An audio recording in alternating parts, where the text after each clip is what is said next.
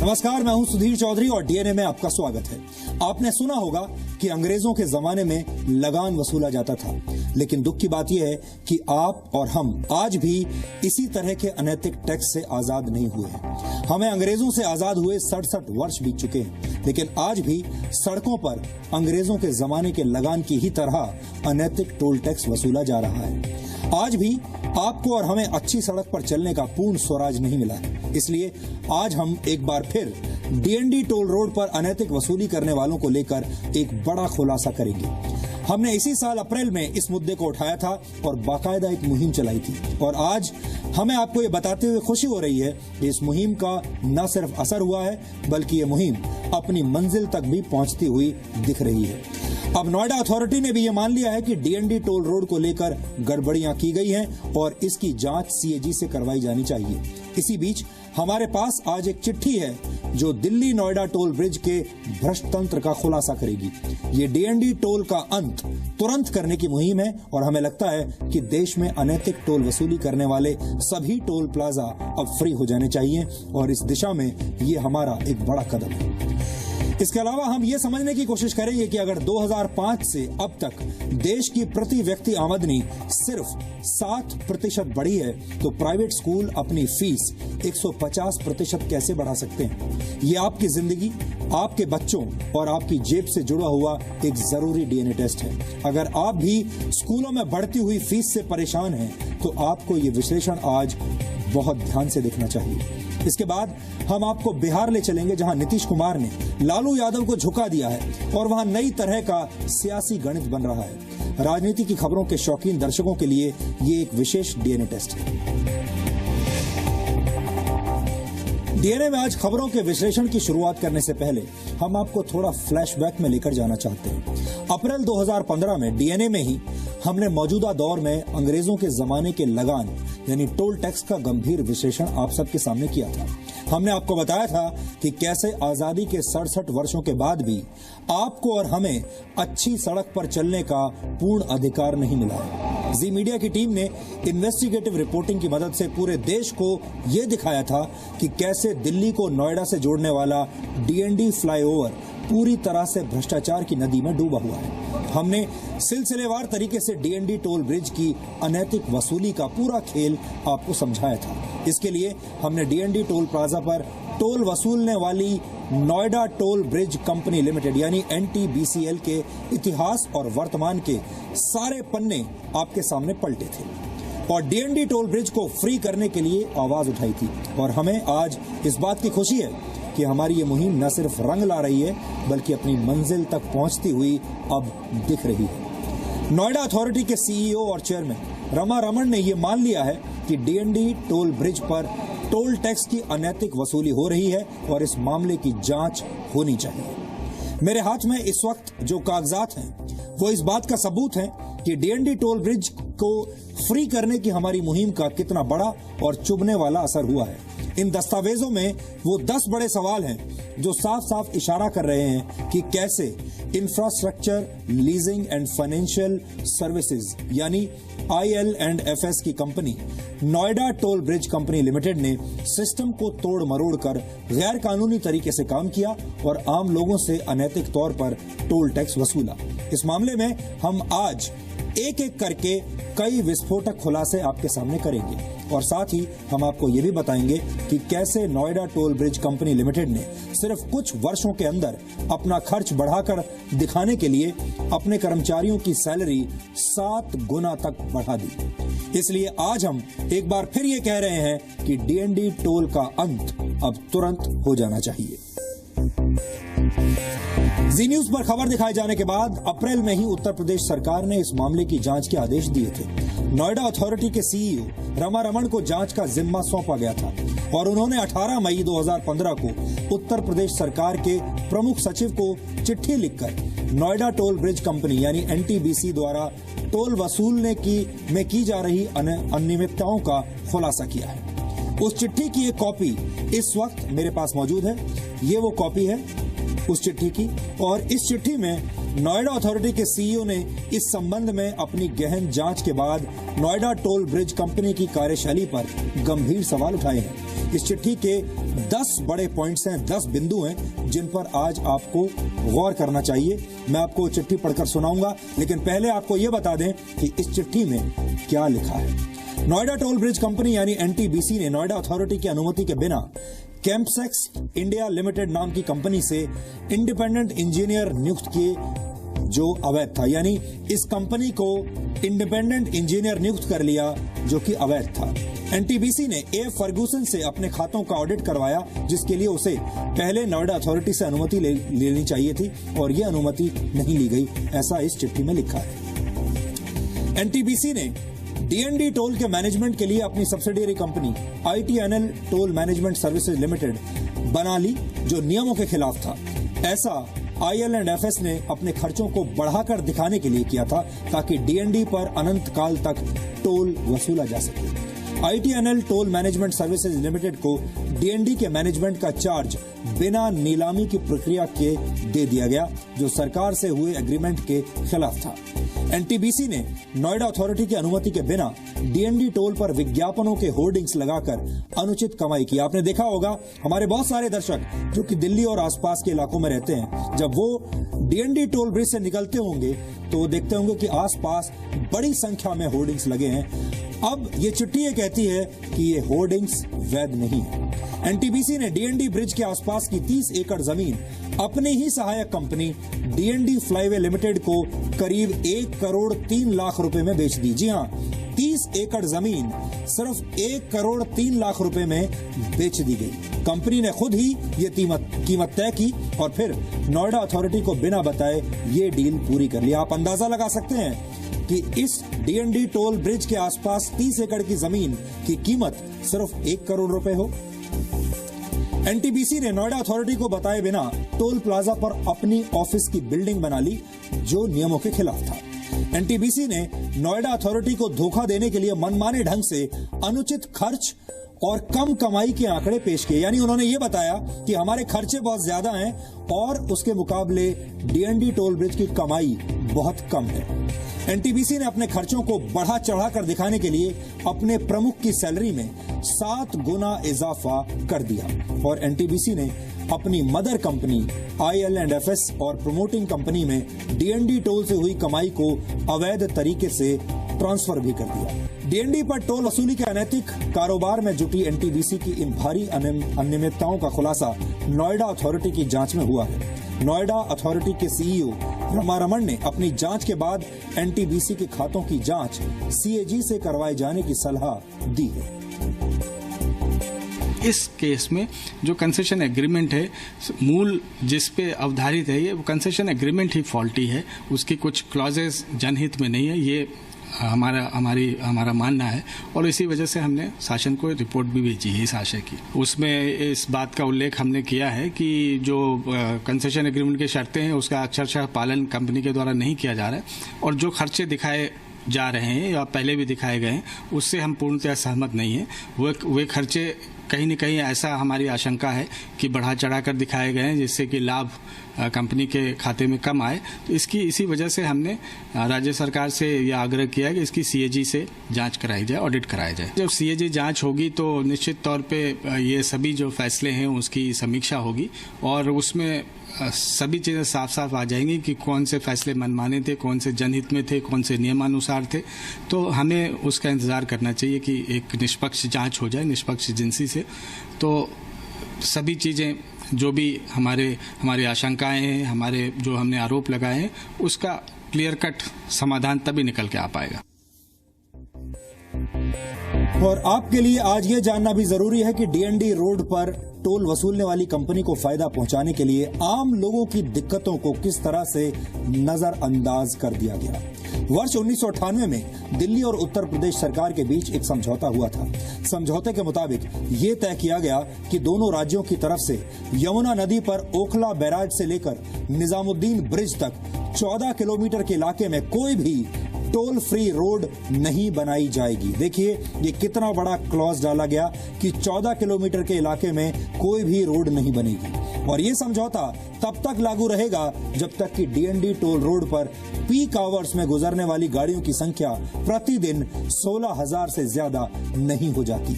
बाद में गाड़ियों की संख्या की शर्त को 16,000 से घटाकर 9,600 कर दिया गया। ये समझौता इसलिए किया गया ताकि नोएडा दिल्ली के बीच आने जाने वाले वाहनों से टोल वसूली का एकाधिकार NTBCL के पास ही लंबे समय तक बना रहे। और अब नियम यह है कि अगर लगातार 180 दिनों तक DND टोल रोड पर पीक आवर्स में 9,600 या उससे ज्यादा गाड़ियां गुजरेंगी, तभी दिल्ली या नोएडा प्रशासन यमुना नदी पर कोई और पुल बना सकता है। अगर ऐसा नहीं हुआ तो प्रशासन कोई और ब्रिज यमुना नदी पर नहीं बना सकता 14 किलोमीटर के इलाके में। लेकिन अगर 180 दिनों के दौरान एक भी दिन पीक आवर्स के दौरान DND टोल से 9,600 से एक भी गाड़ी कम गुजरी तो दिल्ली या उत्तर प्रदेश सरकार यमुना नदी पर पुल नहीं बना पाएगी। गौर से देखा जाए तो ये संभव ही नहीं है, क्योंकि हर वीकेंड पर DND टोल रोड पर गाड़ियों की संख्या में कमी आ जाती है, क्योंकि तब छुट्टी होती है। इसके अलावा छुट्टियों के दिनों में भी DND टोल पर ट्रैफिक का दबाव कम हो जाता है। अब आप समझ गए होंगे कि इस नियम ने कैसे आम आदमी को लूटने में NTBCL की मदद की। और सबसे हैरानी की बात यह है कि जिन पक्षों ने, यानी सरकार का जो पक्ष था, जिन्होंने ये एग्रीमेंट साइन किया इस प्राइवेट कंपनी के साथ, उन्होंने क्या सोचकर ये एग्रीमेंट या ये समझौता किया होगा। जाहिर है कि जितना पैसा इस प्राइवेट कंपनी ने कमाया है वो सब आपकी जेब से गया है। अब देखते हैं कि DND रोड पर टोल वसूलने के नाम पर लोगों को कैसे ठगा गया। और ये वो लोग हैं जो हर रोज नोएडा से दिल्ली और दिल्ली से नोएडा की यात्रा करते हैं। DND टोल रोड की शुरुआत होने के कुछ ही दिनों के बाद टोल के रेट तय करने वाली फी रिव्यू कमेटी बनाई गई। 3 सदस्यों की कमेटी में एक मेंबर IL&FS का होता है, जो कि इस मामले में प्राइवेट कंपनी है। दूसरा मेंबर उत्तर प्रदेश सरकार की तरफ से नियुक्त होता है, जबकि इस कमेटी के चेयरमैन के चुनाव का अधिकार IL&FS के पास ही है। टोल की कीमतों पर आखिरी फैसला चेयरमैन के पास होता है और चेयरमैन इसी कंपनी का है। और चेयरमैन की नियुक्ति DND टोल रोड संचालित करने वाली कंपनी NTBCL की पेरेंट कंपनी IL&FS ही करती है, जैसा कि हमने आपको बताया। तो जाहिर है अगर चेयरमैन इस प्राइवेट कंपनी द्वारा नियुक्त किया गया है तो वो उसी कंपनी के बारे में सोचेगा, दिल्ली की और नोएडा की जनता के बारे में क्यों सोचेगा। इसका नतीजा क्या होता है, ये जानने के लिए आपको DND टोल टैक्स की रकम में होने वाले इजाफे पर आपको हम बताते हैं। इस पर आप गौर कीजिए। DND टोल ब्रिज पर NTBCL हर वर्ष करीब 6% टोल टैक्स बढ़ाती है। वर्ष 2006 में एक कार से तो टैक्स वसूली की रकम 17 रुपए थी, और जो लोग वर्षों से इस सड़क का इस्तेमाल कर रहे हैं उन्हें याद होगा शुरुआत में 17 रुपए का टोल टैक्स रखा गया था, जो वर्ष 2014 में बढ़कर 28 रुपए हो चुका है। और 2021 तक टोल टैक्स की यह दर 40 रुपए तक पहुंच जाएगी, यानी 40 रुपए एक तरफ से। अब आप समझ सकते हैं कि DND टोल रोड पर अगले 70 वर्षों में ये दाम कहां तक पहुंच चुके होंगे। आपको बता दें कि DND टोल रोड पर NTBCL 31 मार्च 2014 तक 690 करोड़ रुपए का टोल टैक्स वसूल चुकी है। यानी अब वक्त आ गया है कि DND पर टोल का अंत तुरंत कर दिया जाए। दिल्ली ट्रैफिक पुलिस के मुताबिक रोजाना 1 लाख लोग DND टोल रोड का इस्तेमाल करते हैं। इस वक्त DND पर एक कार का टोल टैक्स एक तरफ से 28 रुपए है, यानी कार चालकों को DND रोड से दिन में एक बार आने जाने पर 56 रुपए का टोल देना पड़ता है। इस हिसाब से साल के 365 दिन अगर कोई इस सड़क का इस्तेमाल करे तो 365 दिन में DND पर एक कार चालक 20,440 रुपए का टोल टैक्स देता है। आप अंदाजा लगाइए कि एक गाड़ी अगर 7 दिन इस सड़क से गुजरे तो वो एक साल में 20,000 से ज्यादा रकम सिर्फ टोल टैक्स के रूप में भर रही है। ये कोई छोटी मोटी रकम नहीं है। ये रकम कई लोगों के लिए एक वर्ष में फ्यूल पर खर्च की जाने वाली रकम से भी ज्यादा हो सकती है। ये खबर हमने देश के सामने इसलिए रखी ताकि टोल टैक्स की अवैध वसूली रोकी जा सके। हम आपको अच्छी सड़कों पर चलने का अधिकार दिलवाना चाहते हैं और हम इस दिशा में आगे भी ऐसे ही काम करते रहेंगे। और अब हम देश के प्राइवेट स्कूलों में छात्रों के अभिभावकों के साथ हो रही लूट का DNA टेस्ट करेंगे, जिसका खुलासा एसोचैम के एक सर्वे में हुआ है। हम आपको इस सर्वे के हैरान करने वाले आंकड़े आज दिखाएंगे, लेकिन उससे पहले देश में प्राइवेट स्कूलों से जुड़ी कुछ जानकारियां आपको देना चाहते हैं। सरकारी सर्वे रिपोर्ट के मुताबिक देश में स्कूल जाने वाले 23 करोड़ छात्र हैं। इनमें से 29% बच्चे प्राइवेट स्कूलों में पढ़ते हैं, यानी इस हिसाब से करीब 6 करोड़ 67 लाख बच्चे प्राइवेट स्कूलों के छात्र हैं। और अब जो खबर हम आपको दिखाने वाले हैं वो इन्हीं 6 करोड़ 67 लाख बच्चों के माता पिता की परेशानियों से जुड़ी है। एसोचैम ने दिल्ली, मुंबई और कोलकाता जैसे देश के 10 बड़े शहरों में एक सर्वे किया और इस सर्वे में खुलासा हुआ है कि वर्ष 2005 से अब तक 10 वर्षों में प्राइवेट स्कूलों ने अपनी फीस औसतन 150% बढ़ा दी है। यहाँ पर सबसे बड़ा सवाल यही है कि ऐसा कैसे हो गया और इसके पीछे प्राइवेट स्कूलों की कौन सी साजिश छुपी हुई है। इन सभी सवालों का जवाब एसोचैम के इस सर्वे में दिया गया है। आप इस सर्वे के नतीजों को ध्यान से देखेंगे तो आपको पता चल जाएगा कि अपने बच्चों को प्राइवेट स्कूलों में पढ़ाना अभिभावकों के लिए कितना महंगा पड़ रहा है।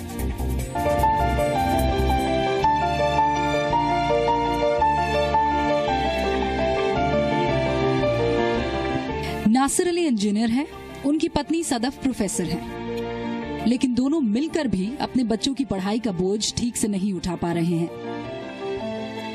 परिवार की कमाई तो ठीक ठाक है, लेकिन 2 बच्चों की पढ़ाई का खर्च सिरदर्द बन गया है। ऑब्वियसली क्योंकि हम दोनों हालांकि वर्किंग हैं, लेकिन हम सोच रहे हैं कि हम ही लोगों को अफोर्ड करना इतना मुश्किल हो जाता है, तो और जो लोअर मिडिल क्लास होंगे उनके लिए कितना मुश्किल होता होगा ये सब। ऑलमोस्ट कहना 20% जो है जो भी हमारा नेट का सेविंग होता है कहना पर मंथ का, उसमें कहना 20% एजुकेशन के लिए चला जाता है। Not only school fee, it is कहना transport also, then some educational tour, then extra curricular activities, तो उसके सभी मिला के ये एक्सपेंडिचर हमारा इतना हो जाता है। नासिर और सदफ तो सिर्फ उदाहरण हैं। उनके जैसे लाखों पेरेंट्स प्राइवेट स्कूलों की बढ़ती फीस से परेशान हैं।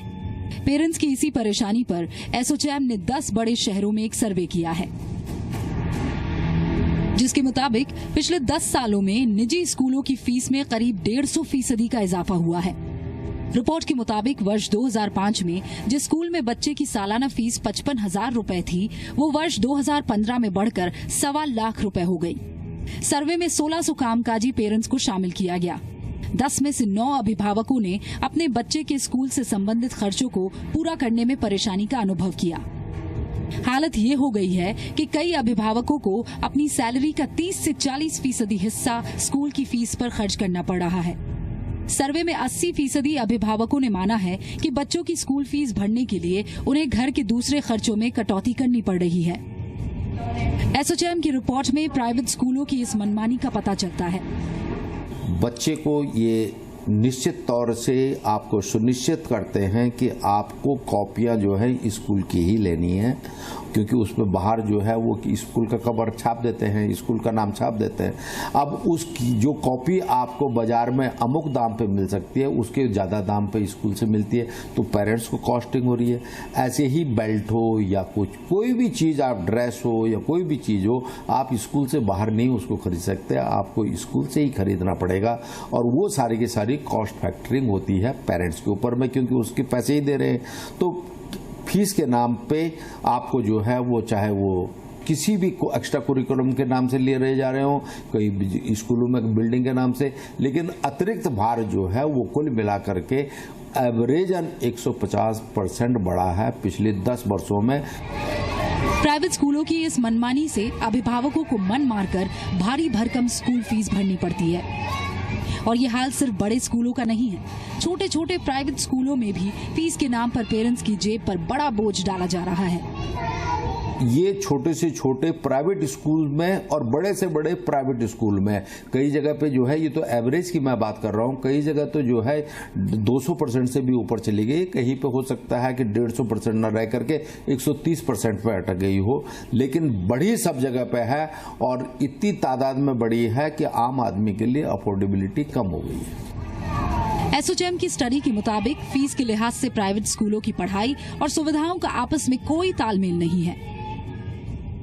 कहा यह जाता है कि स्कूलों में जो है वो तनख्वाहें टीचरों की बढ़ गई हैं, स्कूलों के खर्चे बढ़ गए हैं, लेकिन कुल मिलाकर के अगर आप देखें तो न करिकुलम बढ़े हैं, न कोई एक्स्ट्रा बच्चों को जो है वो शिक्षा दी जा रही है, लेकिन फीस के मामले में जो है वो, और आज वास्तविकता ये है कि जो पेरेंट्स होते हैं, माँ भी और पिताजी भी जो दोनों लगे रहते हैं, वो भी अपने दो अगर उनके बच्चे हो गए तो उनका केवल स्कूल की फीस पैदा करना ही उनके लिए कठिन कार्य होता है। जितने अनरिकॉग्नाइज्ड स्कूल हैं उनमें तो बहुत ही ज्यादा बुरा हाल है, उनमें पर्टिकुलर नहीं, उनमें अपनी मर्जी क्या, क्योंकि वहाँ पे कोई चेक तो है नहीं, ना डायरेक्टरेट ऑफ एजुकेशन का है ना एमसीडी का है, इसलिए वो अपनी मर्जी जितना चाहते हैं लेते हैं। वो तो बल्कि एक्सप्लॉइट करते हैं हर तरह से, हर काम के पैसे मांगते हैं, चाहे एग्जामिनेशन फीस है उसके अलग से ले लेंगे और बुक्स के अलग लेंगे चार्जेस, और जो भी फंक्शन है कोई उसके अलग ले लेंगे इस तरह से, और एडमिशन में कितना ही पैसा मांग ले।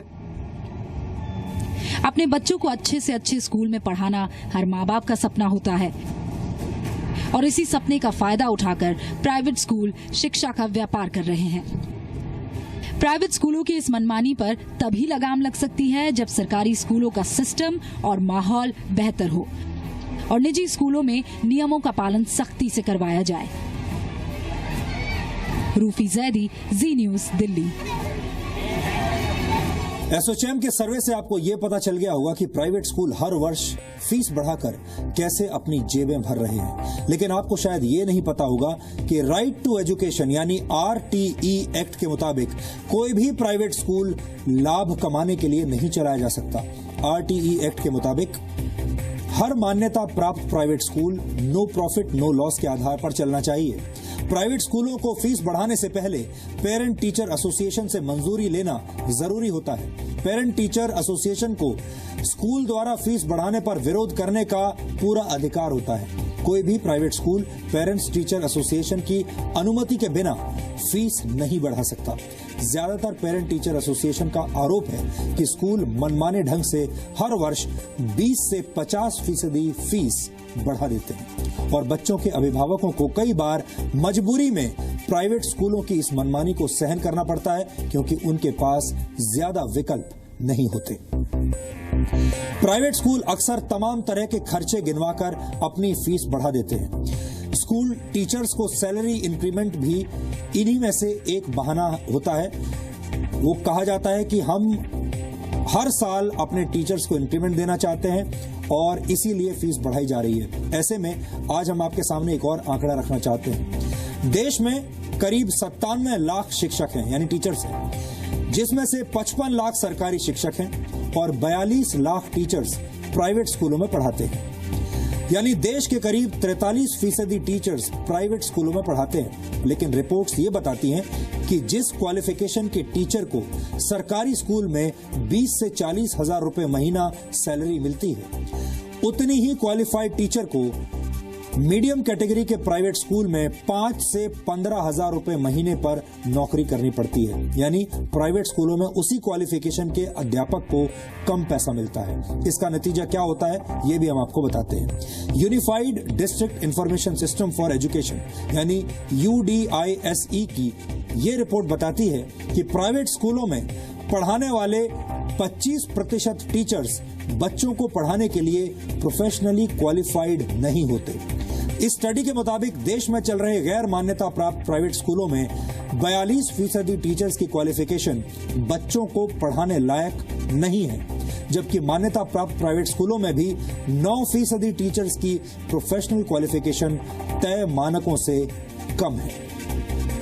यानी प्राइवेट स्कूल कम वेतन देने के चक्कर में अनक्वालिफाइड टीचर्स को नौकरी पर रख तो लेते हैं, लेकिन फिर उनकी सैलरी का बहाना बनाकर हर वर्ष छात्रों की फीस में इजाफा करते रहते हैं। ऐसे में देश के सभी प्राइवेट स्कूलों से एक जायज सवाल जरूर पूछा जाना चाहिए कि जब वर्ष 2005 से अब तक देश की प्रति व्यक्ति आमदनी सिर्फ 7% बढ़ी है, तो प्राइवेट स्कूल अपनी फीस 150% कैसे बढ़ा सकते हैं और ये पैसा देश में इतना कम पैसा कमाने वाले जो माँ बाप हैं, पेरेंट्स हैं, वो कहां से लाएंगे।